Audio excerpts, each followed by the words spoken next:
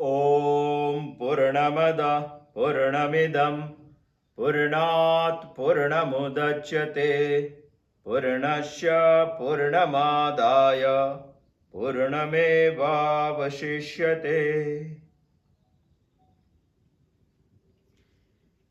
ईशावास्य उपनिषद के बारे में हम चिंतन कर रहे हैं। पहले मंत्र के बारे में हमने चिंतन किया, अभी हम दूसरे मंत्र के बारे में चिंतन करेंगे। ईशावास्य उपनिषद का पहला मंत्र का वेदार्थ है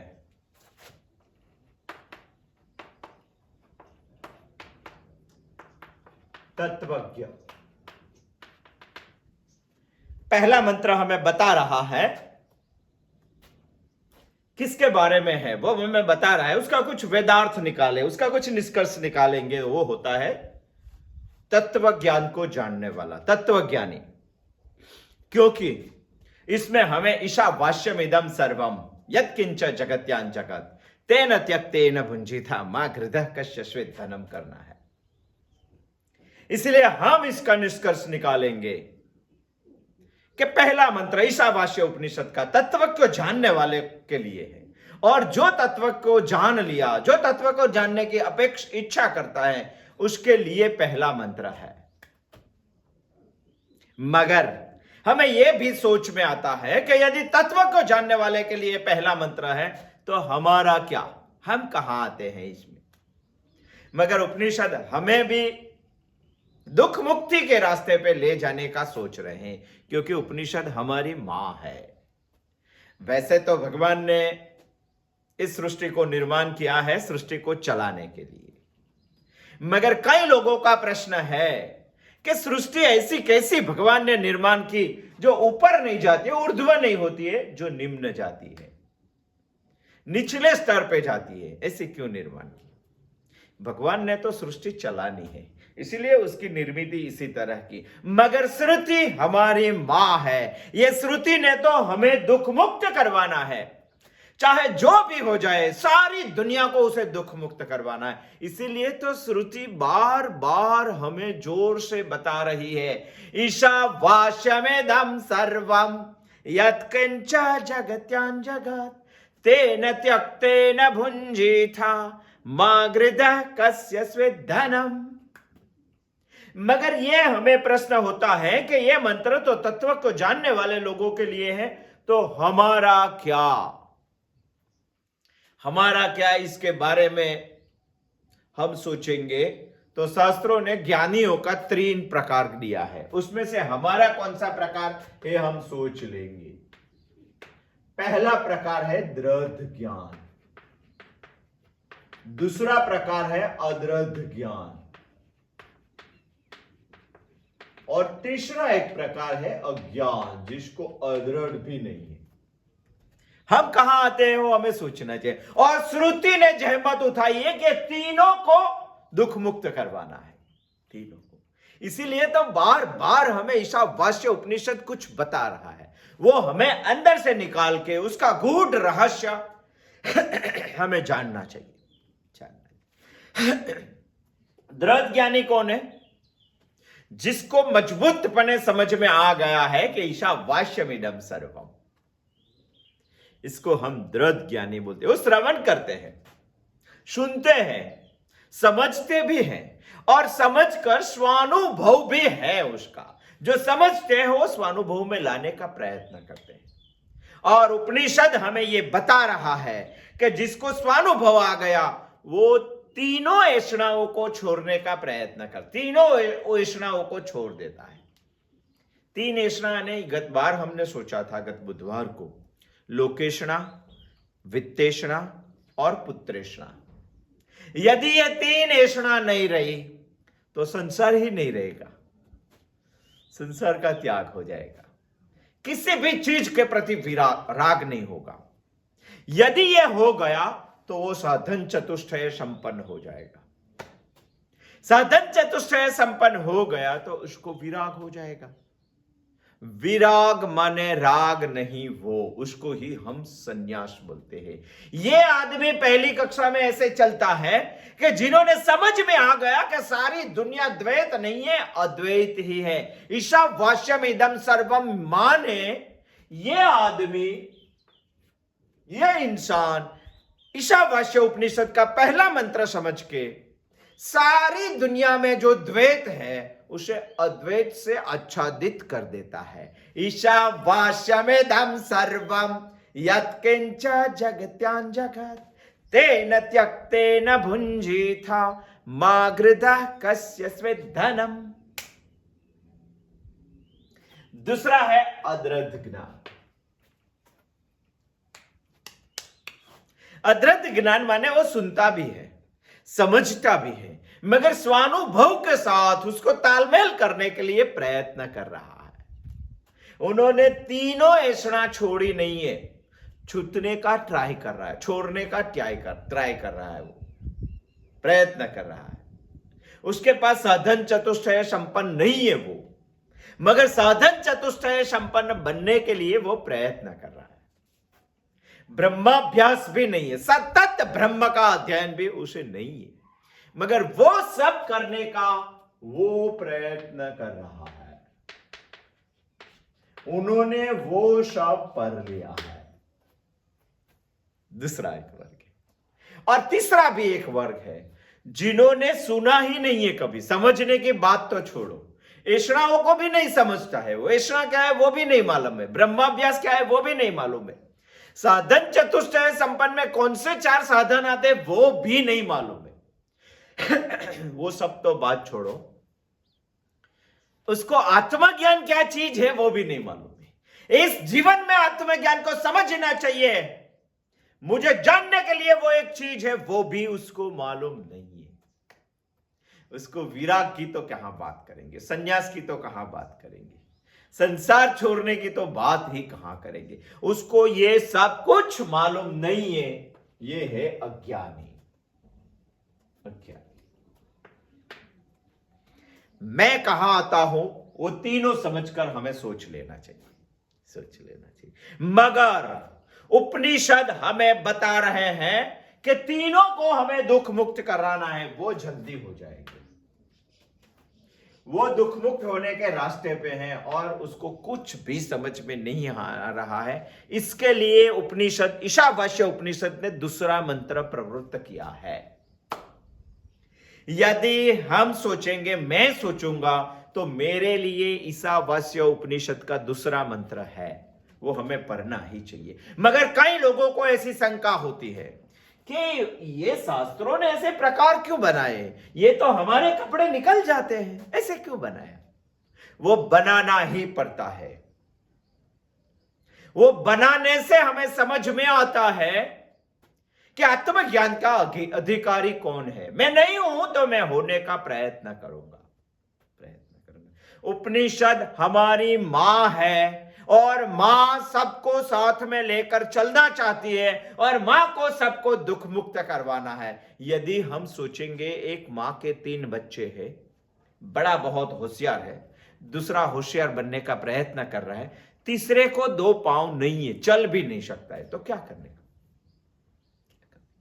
यदि उसकी सच्ची मां होगी तो पहले को छोड़ देगी, दूसरे को छोड़ देगी, तीसरे का सबसे ज्यादा ध्यान रखेंगे। मैंने एक मां ऐसी देखी है, मिला हूं उसे, जिसके बच्चे को 2 पांव की तकलीफ है, वो उनके साथ रहती है। दूसरे बच्चे बहुत सारे कमाते हैं, उनके साथ नहीं। मां को सबसे ज्यादा चिंता, जो अपाहिज होता है उसकी ज्यादा रहती है। यदि उपनिषद को हम मां बोलेंगे तो इसकी चिंता हमारी मां को सबसे ज्यादा रहती है। इसीलिए तो तत्वज्ञान समझने वाले को जो पहला मंत्र बता दिया और मेरे लिए दूसरा मंत्र बताया। मगर दोनों का विषय भी अलग है। हमारे जो दूसरा मंत्र शुरू होता है, कुर्वन्नेवेह कर्माणि जिजीवी से क्षतम समा एवं त्वयि नान्यथेतोष्टि न कर्मा लिप्यते नरे। उसका विषय ही अलग है, पहले मंत्र के साथ उसका कोई संबंध नहीं है। पहला मंत्र है निवृत्ति लक्षण वैदिक धर्म बताने वाला, और दूसरा मंत्र है प्रवृत्ति लक्षण वैदिक धर्म बताने वाला। दोनों ही कल्याण की ओर ले जाने वाले मंत्र है, और दोनों को ही हमें ध्यान से समझना चाहिए। मगर पहला हमें मुश्किल लगा तो दूसरा हमारे लिए है, उनको बहुत ध्यान से समझना चाहिए। प्रश्न हमें यह है कि इसको अलग करने की क्या जरूरत है, इसका उद्धार करना, इसको दुख मुक्त करना, इसीलिए उसको ये करना ही पड़ेगा। यदि नहीं करेंगे तो उसको समझ में ही नहीं आता है, क्योंकि ज्ञान सुनना आसान है, समझना और स्वानुभव के साथ तालमेल करना बहुत मुश्किल है, कठिन है। जैसे हम बहुत कुछ समझ तो जाते हैं, कई लोगों को पहले मंत्र बोल भी जाते हैं, सुन भी लेते हैं और समझ भी जाते हैं, बोल देते हैं कि मैंने तो सब कुछ समझ लिया, मगर स्वानुभव के साथ इसका संबंध है वो हमें नहीं मालूम पड़ता है। इसीलिए हम यही कक्षा में आते हैं, और हम कौन सी कक्षा में हैं वो उपनिषद हमें नहीं बताएगा तो हम आगे नहीं जा पाएंगे। हमें यहां से यहां जाना है और यहां से यहां जाना है। यहां जाने के लिए मां हमें दूसरा मंत्र प्रवृत्त करती है, मगर ये प्रयत्न हम आज से शुरू करेंगे, आज से, तो जन्मों तक हमें प्रयत्न करना पड़ेगा, जन्मों तक। बहुनाम जन्म नामन्ते, भगवान ने 7वें अध्याय के 19वें श्लोक में बताया है, बहुनाम जन्म नामन्ते ज्ञानवान माम प्रपद्यते। मुझे ज्ञानी बनना है, मुझे दृढ़ ज्ञानी बनना है तो बहुनाम जन्मनामन्ते, मगर बहुनाम जन्मनामन्ते पहुंचने के लिए इसी जन्म से शुरुआत करनी पड़ेगी। इसी से शुरुआत करने के लिए उपनिषद ने दूसरा मंत्र प्रवृत्त किया है। हम बोलेंगे तो हमसे नहीं हो पाएगा। अरे क्यों नहीं हो पाएगा? कई लोग बोलते हैं, इसीलिए तो हम समझ जाएंगे कि बहुनाम जन्मनामन्ते है तो इसी जन्म में हमें भगवान के शरण में जाना चाहिए। नहीं समझते हैं ना? ऐसे तो सब लोग बोलते हैं कि भगवान का शरण में जाना चाहिए, मगर बोलना बहुत मुश्किल है। कई लोग तो पाठ करते हैं, श्री कृष्ण शरणम मम, कई बार बोलते हैं, पूरे दिन भर बोलते हैं, माला घुमाते हैं तो बोलते रहे श्री कृष्ण शरणम मम, मगर शरण में जाने के लिए उसको ईशावास्य उपनिषद की समझ चाहिए, और आदमी को वो भी समझना चाहिए कि मुझे ईश्वर के शरण क्यों जाना है। यदि चला गया, मुझसे नहीं होता है, तो उपनिषद बोलते हैं कि होगा ही, तुझसे ही होगा। हम बोलते हैं कि इसी जन्म में तो नहीं होगा, इसी जन्म में ही होगा, इसीलिए ईश्वर के शरण जाना चाहिए। मगर सोचना चाहिए कि ईश्वर के शरण क्यों जाना चाहिए। शंकराचार्य ने बहुत अच्छी बात बताई है शिव महिमा, शिव अपराध क्षमापण स्तोत्र में 13वें श्लोक मंत्र में क्या बताए, आयुर्नश्यति पश्यताम प्रतिदिनम। हमें सोचना चाहिए, इसीलिए ईश्वर के शरण में इस दुनिया के हर एक आदमी को जाना चाहिए। बताने के लिए नहीं, दिखावे के लिए नहीं, खुद समझ के जाना चाहिए। और खुद समझना है तो ईशावास्य उपनिषद को मानस, ईशावास्य उपनिषद की आदमी को ताती जरूरियात है, समझना चाहिए। शंकराचार्य ने तो कई समझते हैं, कई सुनते हैं, कई सोचते हैं इसके बारे में भी चिंतन करना चाहिए। हमें ईश्वर के शरण क्यों जाना चाहिए? बहुत सारी सत्य बातें हम लेकर जन्मे हैं, मगर सत्य बात के बारे में हम सोचते नहीं। आयुर्नश्यति पश्यताम प्रतिदिनम। आप देख सकते हैं आपका आयु हर दिन जा रहा है, हर दिन नहीं, प्रति सेकंड चल रहा है। आप ऐसा सोचते हैं कि आप मरते नहीं, आप प्रति सेकंड मर रहे हैं, आप आगे जा रहे हैं, आपका आयु खत्म हो रहा है। सोचते हैं कभी? इसीलिए मुझे ईश्वर के शरण जाना चाहिए। आयुर्नश्यति पश्यताम प्रतिदिनम याति क्षयम यौवनम। यदि तू युवान है तो वो भी सोच ले, यौवन भी क्षय हो रहा है। ऐसा कोई आदमी देखा है हमने कि 200 साल तक युवान ही रहा? नहीं होता है वो। यौवन की भी क्षति हो रही है यदि तूने सोचा नहीं। तुझे ईश्वर के शरण जाना ही चाहिए। और सही माने में जाने के लिए ईशावास्य उपनिषद का दूसरा मंत्र हमें समझना पड़ेगा। आयुर्नश्यति पश्यतां प्रतिदिनम याति क्षयं यौवनम प्रत्यावान्ति गतः पुनर्न दिवसा। ये दिन चला गया तो दूसरी दफे इस आयु में आने वाला नहीं है। प्रत्यावान्ति गतः पुनर्न दिवसा कालो जगत भक्षकम। ये जगत को काल पी रहा है, खा रहा है, वो हर रोज खा रहा है, बहुत स्लो स्लो खा रहा है, इसीलिए हमें समझ में नहीं आता है, धीमा धीमा खा रहा है, मगर खा तो रहा है। कालो जगत भक्षका प्रत्यवान्ति गता पुनर्न दिवसा कालो जगत भक्षका। समझना चाहिए, ये सारी बातें बहुत ध्यान से समझनी चाहिए और समझकर सोचना चाहिए कि हमें ईश्वर के शरण जाना चाहिए। जिसकी आयु प्रतिदिन नष्ट नहीं होती है, जिसका यौवन को क्षय नहीं होता है, जिसके जीवन में ये दिन दूसरी दफे आने वाला है, वो नहीं जाएगा तो चलेगा, मगर मैं इसमें आता तो मुझे ईश्वर शरण जाना ही पड़ेगा। लक्ष्मी स्तोय तरंग भंग चपला। लक्ष्मी माने हम जो उपभोग कर रहे हैं वो भोग्य सारी चीजें समुद्र पर आने वाले तरंग जैसे भंग हो जाते हैं, उसी तरह चंचल है, नष्ट हो जाने वाली है।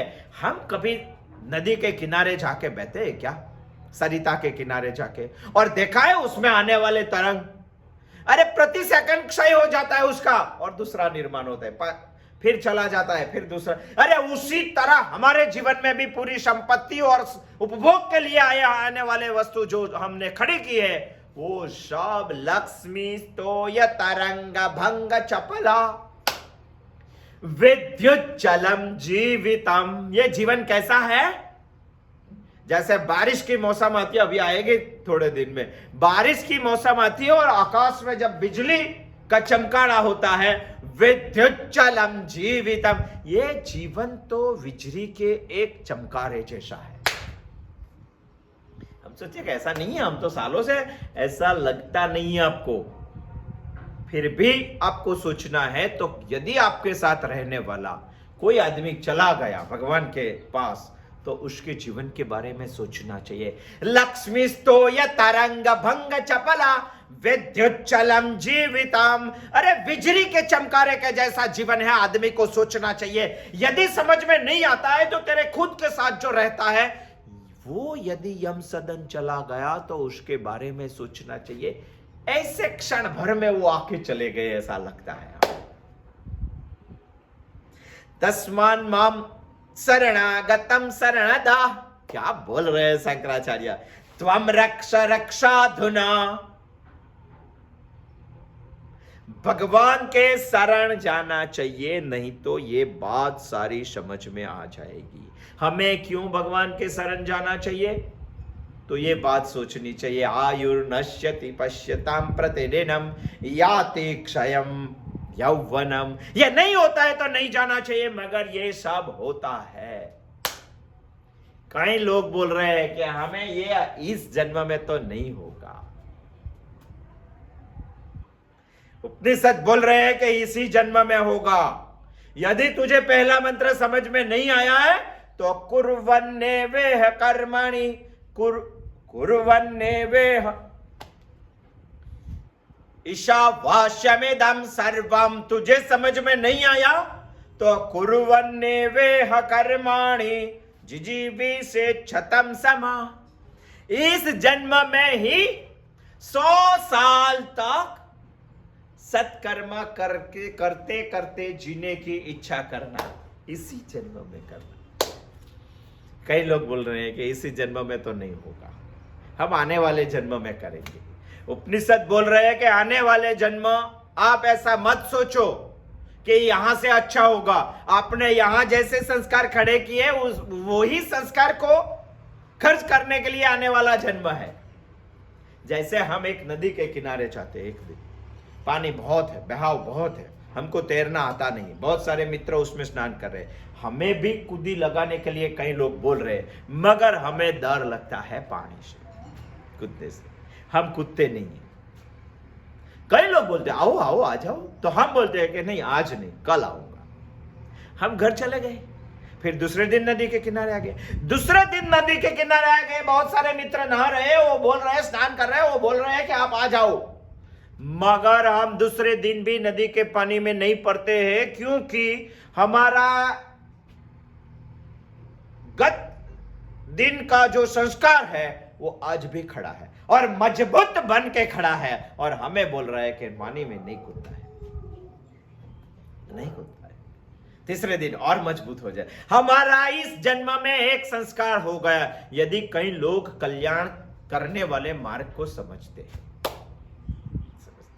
कि यही मार्ग से मेरा कल्याण है, वो समझते हैं। इसीलिए तो उपनिषद हमें बता रहा है, एवं तई नान्य थे तोष्टि न कर्म लिप्यते नरे, और कोई रास्ता आदमी के पास नहीं है।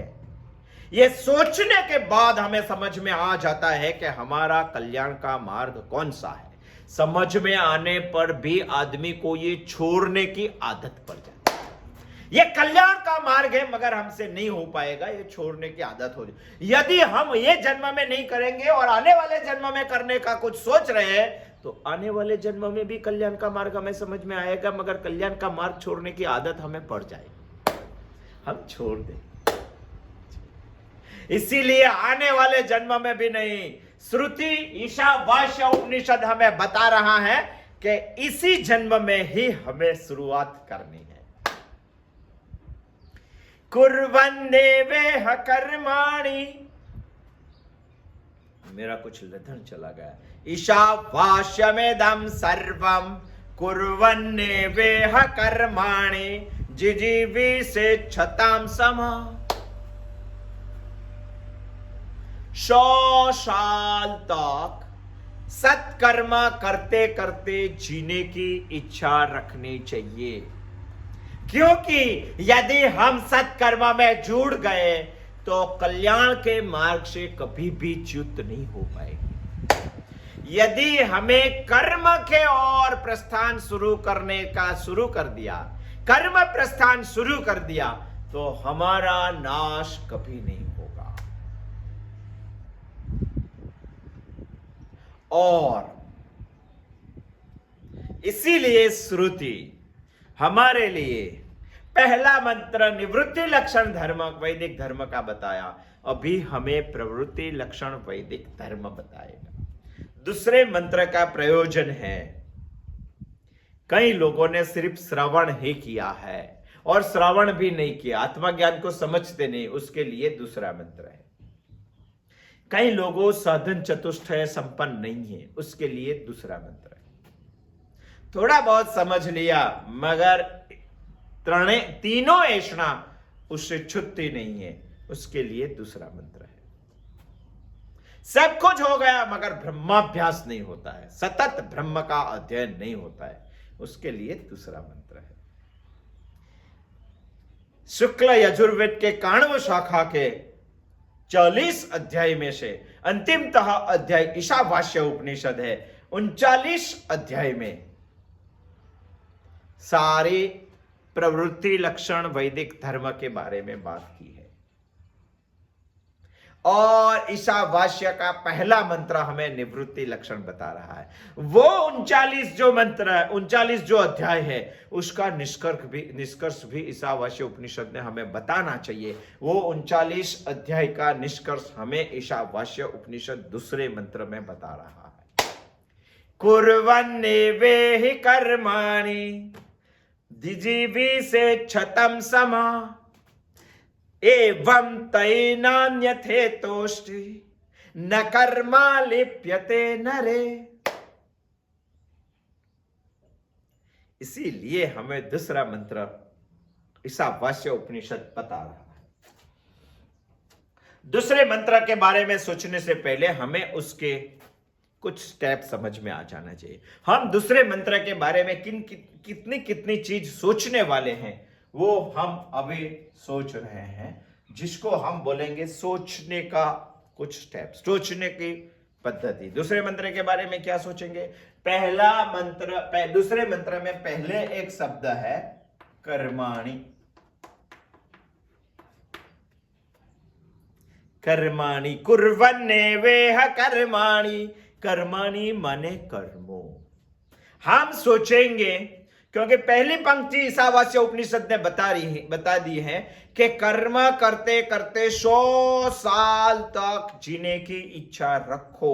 मगर कर्म माने क्या? कर्म क्या चीज है? क्या चीज है? कर्म कैसे करना चाहिए? और कर्म के बारे में ही उपनिषद ने हमें क्यों बताया है, वो सारा डिटेल हम ईशावास्य उपनिषद के दूसरे मंत्र में पढ़ेंगे। यहां एक शब्द है एव, का मतलब होता है ज। क्या होता है गुजराती में? ज होता है। हम उस ईशावास्य उपनिषद ने एव बताया, कुर्वन एव। एव क्यों बताया? एव का मतलब होता है मजबूत पने, करते ही, हिंदी में शब्द है ही, करते करते ही 100 साल जीने की इच्छा रखनी चाहिए। ये क्यों बताया? बहुत वजन देना है तभी ही बताते हैं। ये क्यों बताया? एवं करते करते ही, यानी करना ही पड़ेगा, करते करते ही 100 साल जीने की इच्छा रखनी है। ये ही क्यों बताया? एव ही क्यों बताया? इसके बारे में भी हम सोचेंगे। तीसरा भी एक मंत्र है ईह। ईह यानी यहां।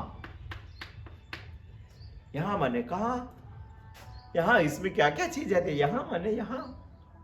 इसके बारे में भी हम सोचेंगे। दूसरा भी एक शब्द है जिजीविषा। जिजीविषा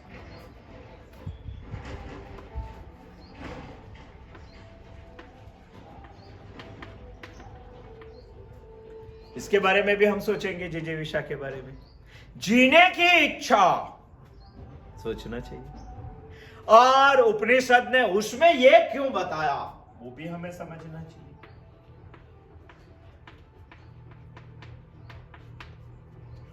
एक 101 साल क्यों नहीं बताया?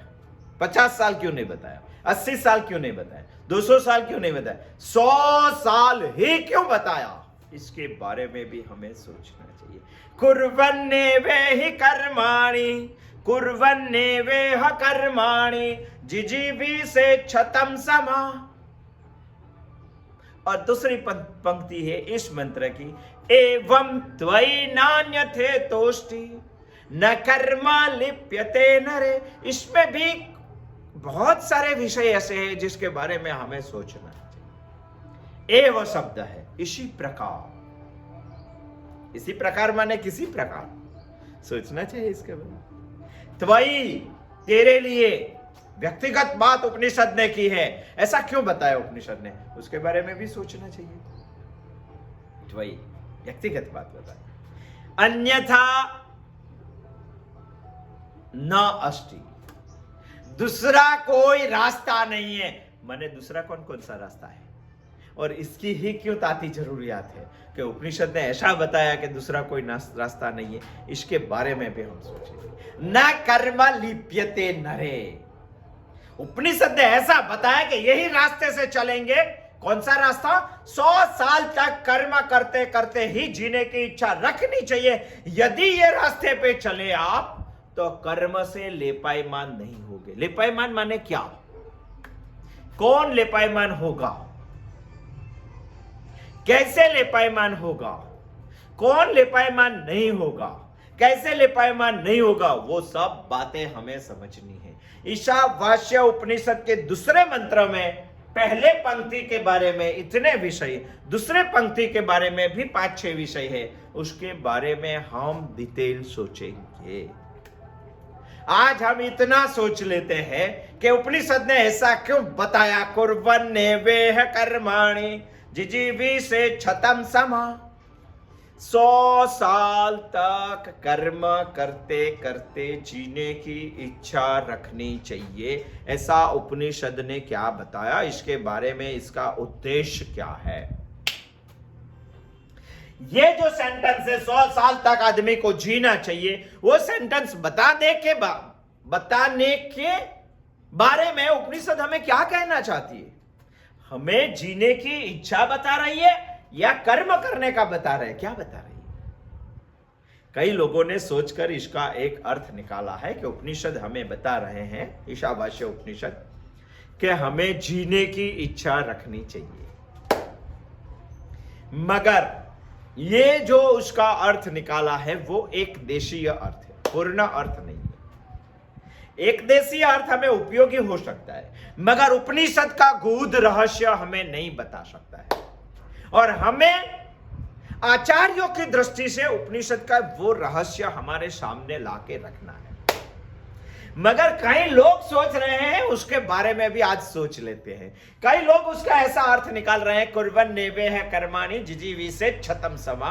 उपनिषद ने हमें जीने की इच्छा रखने की बात की है 100 साल तक, क्योंकि वो तो हमारी मां है। यदि जीने की जिसको इच्छा नहीं है, वो क्या करता है, वो आत्महत्या करता है।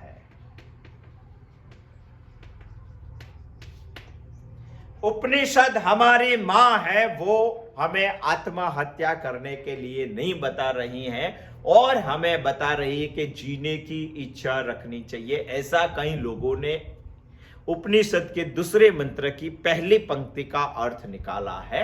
जो निकाला है वो भी समझना चाहिए, मगर वो पूर्णतः नहीं है, पूर्णतः कुछ और है। हम आगे सोचेंगे।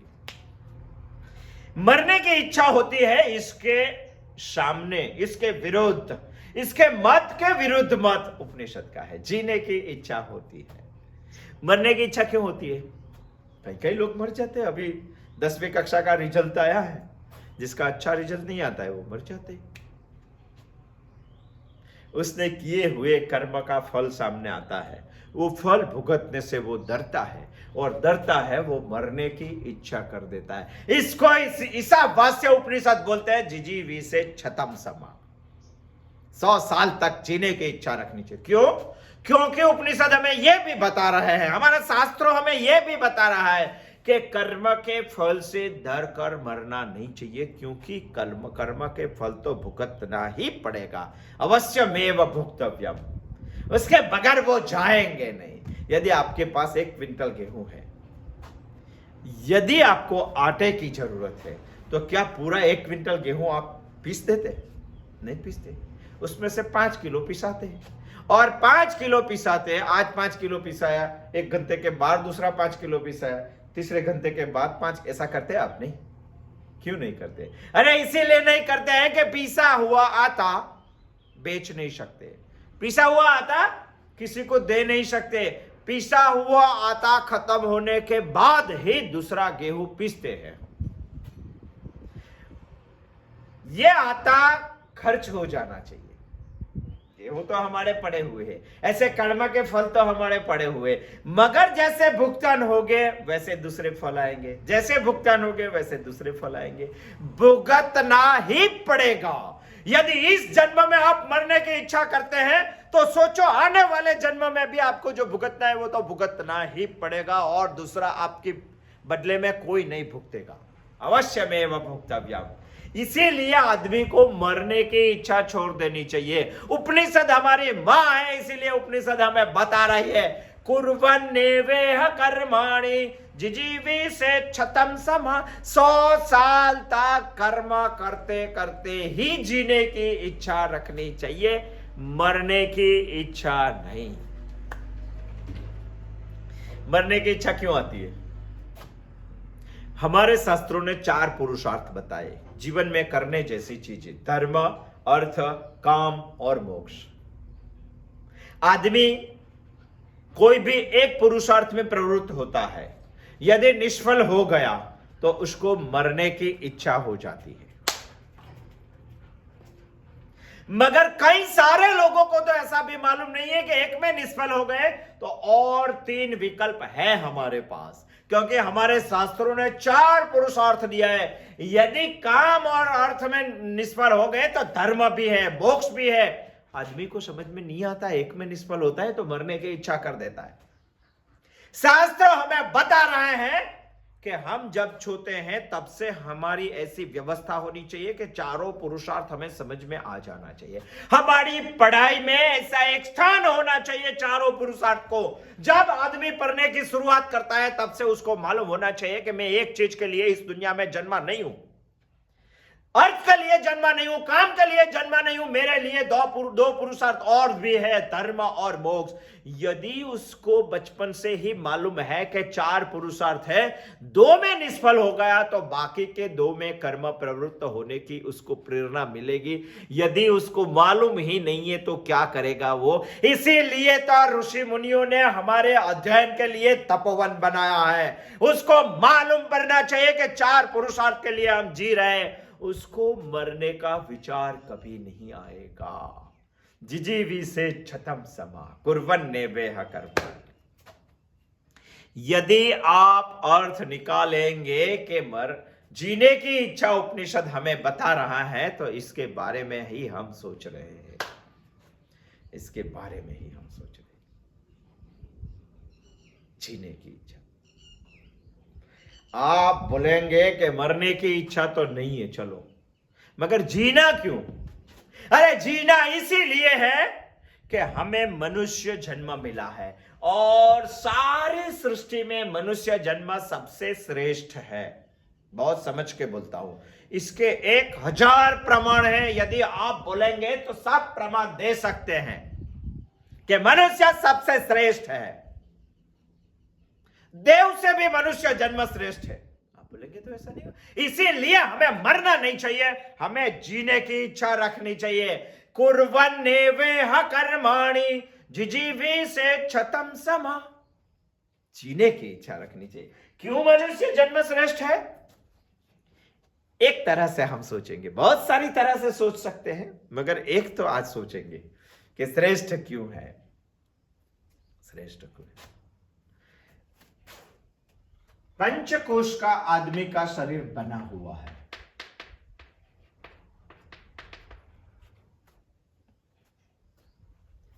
अन्नमय कोश, प्राणमय कोश, मनोमय कोश, विज्ञानमय कोश और आनंदमय कोश। इस सारी सृष्टि को हम सोचेंगे। बहुत सारे प्रकार से सोचना चाहिए, मगर एक प्रकार तो सोच लेंगे। सारी सृष्टि को हम ऐसे डिवाइड करेंगे। स्थावर, जंगम, मनुष्य और देव। स्थावर में कौन आता है? स्थावर का भी दो पार्ट है। एक संपूर्ण स्थावर, एक अंशतः स्थावर, एक अंशतः। यहां आते हैं पर्वत जो कभी हिलते नहीं है, चलते नहीं है। यहां आते हैं वृक्ष। ये सब के पास एक ही कोश है। इनके पास एक ही कोश है, अन्नमय कोश। अन्नमय कोश माने स्थूल शरीर। इसके पास शरीर है और दूसरा नहीं, कुछ दूसरा कुछ नहीं है। इसके पास 2 कोश है, अन्नमय और प्राणमय। यानी श्वास भी लेते, वृक्ष वनस्पति श्वास भी लेती है और इसका शरीर भी है। ये श्वास लेते हैं नहीं पता, मगर जो स्थावर संपूर्णतः स्थावर है उसके पास एक ही कोश है, अन्नमय कोश। और जंगम, पशु पक्षी प्राणी, ये सब जीव मात्र को हम जंगम बोलेंगे। इसके पास अन्नमय कोश भी है, इसके पास प्राणमय कोश भी है और इसके पास तीसरा भी एक कोश है, मनोमय कोश। इंद्रिय के साथ उसका मन है, उसको भी लागणी है, उसको भी लगाव है किसी के प्रति, उसको भी भाव है। उसके भी इंद्रिय के साथ, जैसे कि कुत्ते को सूंघने की आदत है, यानी ज्ञानेंद्रिय के साथ उसका मन है। चींटी भी बहुत सारा सूंघ लेती है, जैसे पोपट को बोलते हैं, इसके साथ मन है। इसीलिए जो पशु पक्षी और अन्य सारे जीव है, प्राणी है, इसके साथ 3 कोश है। और बच्चा चौथा ज्ञानमय कोश। मनुष्य के पास ज्ञानमय है, विज्ञानमय है, और देव के पास आनंदमय है। तो देव से बड़ा मनुष्य क्यों? अरे देव के पास आनंदमय है, मगर देव के पास अन्नमय कोश अनभिव्यक्त है। जैसे दिखाई दे ऐसा नहीं है। जैसे देव का कोई हमारे जैसा स्थूल शरीर नहीं है, वो संकल्प शरीर है। और हमारे पास आनंदमय भी है और विज्ञानमय भी है, मनोमय भी है, प्राणमय भी है। ये सब मनुष्य के पास है। देव के पास अन्नमय कोश नहीं है, बाकी के 4 है। और मनुष्य के पास 5। हम सारी सृष्टि को सोचेंगे तो 5 कोश उपयोग करने के लायक मनुष्य का ही शरीर है। और हमें जीते हैं तब सारी चीजों का उपयोग करना चाहिए, और 5 कोश को उपयोग करके ईशावास्यमेधं सर्वम पूरी तरह से समझना चाहिए। इसीलिए हमें मरने की इच्छा नहीं करनी है, जीने की इच्छा करनी है। यदि जीना है तो 5 कोश को समझ के आदमी को जीना चाहिए। बहुत सारी बात उपनिषद ने बहुत सोचने जैसी बात बताई है। कुर्वन्ने वेह कर्माणि जिजीवी से क्षतम समा एवं तैनान्यथे तोष्ठि न कर्म लिप्यते नरे। 100 साल तक आदमी को कर्म करते करते ही जीना चाहिए, क्योंकि कर्म से न ले पाए होने का आदमी के पास और कोई रास्ता नहीं है। यहां नरे शब्द यूज किया है, वो नरे मतलब क्या वो भी हम सोचेंगे। आने वाले बुधवार को आएंगे, बहुत सारी बातें ईशावास्य उपनिषद के दूसरे मंत्र के बारे में हम आगे सोचेंगे।